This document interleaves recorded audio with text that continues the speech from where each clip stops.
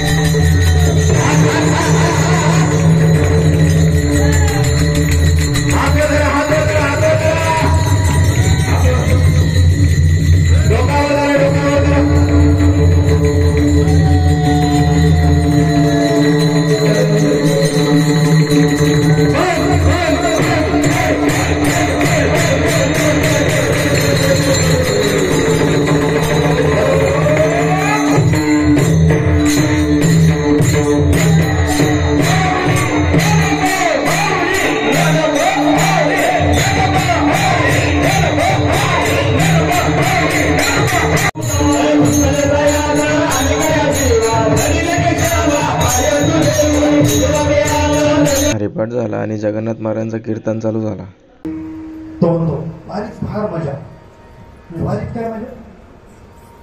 40च्या तंबूत 60 जण भरले जातात. एकदा पडला का आलो नाही, चालो नाही, सैरा वैरा.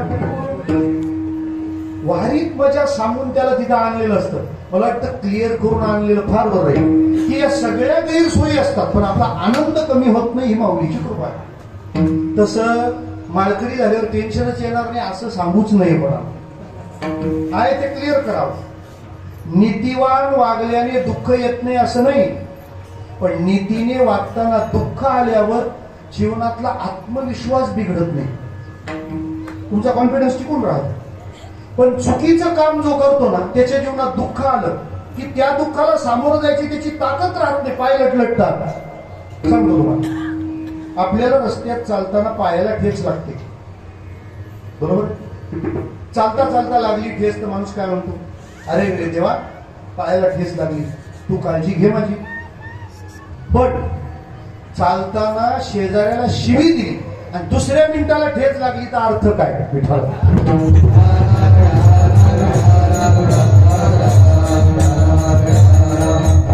तो तिथून याला सांगतो बघला देव लांब नाही विठ्ठल.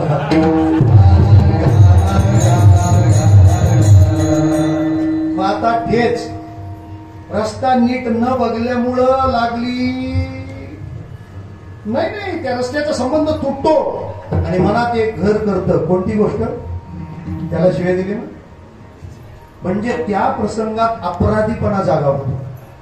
जनाबाई महाराज म्हणतात हे नीतिमूल्याने वागले तर पूर्ण परिणाम यांना आनंददायी होईल. पण यांना जीवनाची नीती सांगेल कोण, यांना जीवन जगायचं कसं आहे कळेल कसं. ज्ञानोबारायांनी आपल्या हाती दिलेला कीर्तन झालं, जेवलो आणि मग गेलो फिरायला. थंडी पण होती, म्हणजे एवढी नव्हती पण होती. आणि नंतर मंदिर बघायला गेलो, कसा सजवलेला आहे तो मंदिर पण मस्त सजवला होता. दरवर्षीप्रमाणे आहे तसंच सजवला होता.